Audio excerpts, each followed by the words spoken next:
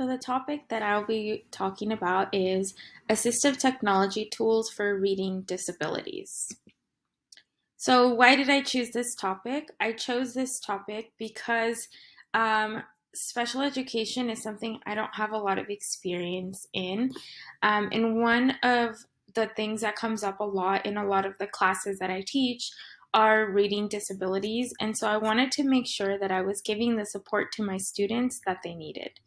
Second, with the context of the pandemic, I think it became more obvious to me that we need to prepare students to work digitally, independently, so that they can prepare outside of the classroom. They could do their own personal research and just to help them to grow as independent learners.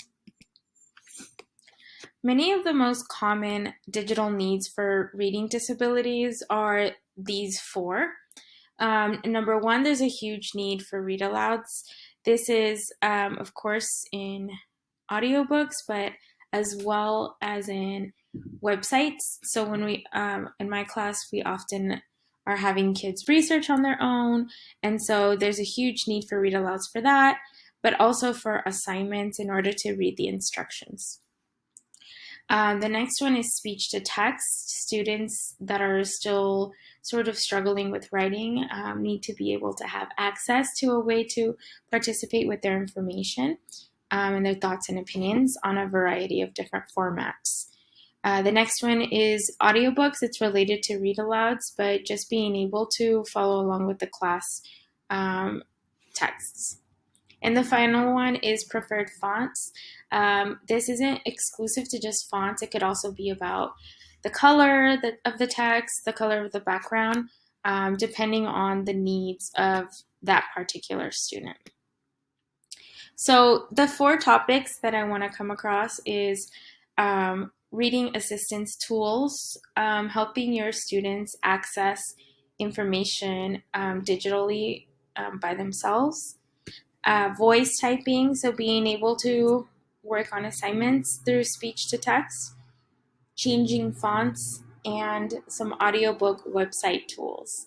And the aim of this presentation is that you are able to use materials that you already have and just change them up to accommodate the needs of your students. It's not to start over from scratch and do everything from the beginning.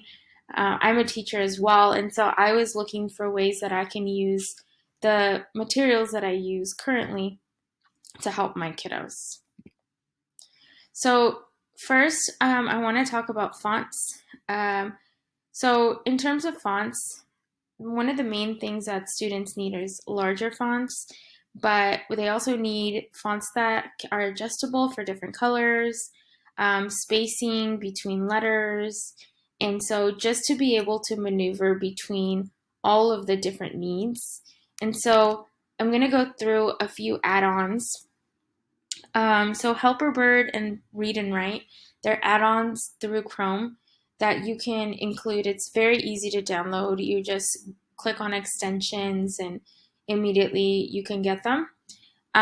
Both of these are helpful for a variety of different reasons, and I want to go through how to use them, especially because Helperbird in particular helps with fonts. So let me show you. So you can click on the link for Helperbird, and it allows you to customize the font, the text size, even word spacing. Actually, for the font, they have specific ones for dyslexia. Right here, Open Dyslexic Bold, Open Dyslexic Italic. And so those are really great. Word spacing, which could help children with dyslexia, could help children with different reading disabilities. And then you can change the text color and even the background color. So if a student prefers, white to black, you can go ahead and do that. And so I want to show an example of using Helperbird in terms of texts. So if you wanted to make the size bigger, let's say you wanted to customize the font. And this I chose bold. And it's because I used it this morning actually with a student, and that was what she preferred. She said it made it easier for her to see. And so you could change the color of the background as well. And so that's sort of what it would switch the Wikipedia page to. And so that's pretty neat. The limitations of Helperbird are that you can't use it on every, like it's hard to use it a lot of times on Google items. And so, but for research, for things like that, it's really amazing, the things that you can do with it. The next one I want to discuss is Read and Write. And this is a great tool, particularly for Chrome, for Google Doc extensions. So I'll give you an example. You can click right here at the top. This is just a Scholastic assignment. Scholastic includes as a resource. And at the top, it has all kinds of tools. There's highlighting. You can do speech to text. There's actually even a translator, which is really great for our ELL kiddos. And there's ways that you can, there's a dictionary. And so just a lot of different tools you can use. So I want to just show you how to make this even more accessible, because if you just use Google Slides, sometimes the speech to text, it doesn't really know where to put the speech to text, and also it has a tendency of reading the whole document as a whole. So what you can do is you can open the slides with DocHub and include Read and Write onto your DocHub. Okay, and then now you can highlight what part you need.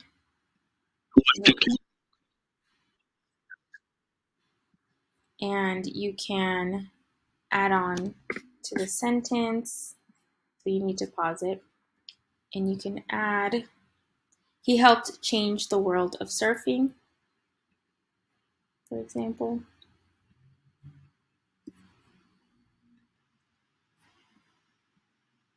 He helped change the world of surfing. And so that's a really great tool you can use. You can use, again, you can use the translation. You can use the highlighting tools to highlight. Scholastic actually offers text-to-speech for this particular magazine. And so that's one of the really great tools that's also available. Another great tool that you can use is actually Google itself has speech to text and voice typing available. You can click right here, and all you have to do is click on the microphone and it will type it out for you. The only reason why I prefer to use Read and Write or Helperbird is because I find that some of the Google ones are a little glitchy, and also you can customize much more on Read and Write or Helperbird. It's up to you though. Anything that is the most helpful for your kiddos. I also find that Read and Write and Helperbird are helpful for more apps versus these ones are limited to just the Google ones, but whatever is helpful for you and your students is the way to go. Finally, I wanted to share some resources that I found for finding audiobooks for your kiddos. Learning Ally, Bookshare, and Overdrive Education. These are all websites that have literally thousands of books available that you can just log on. Some of them you have to pay, but for a lot of them, they work sort of like a library. You register and then you can borrow books for a certain amount of time. But so these are some really great ones. I've also found on VoiceThread, you can also find many, many free audiobooks that you can use. And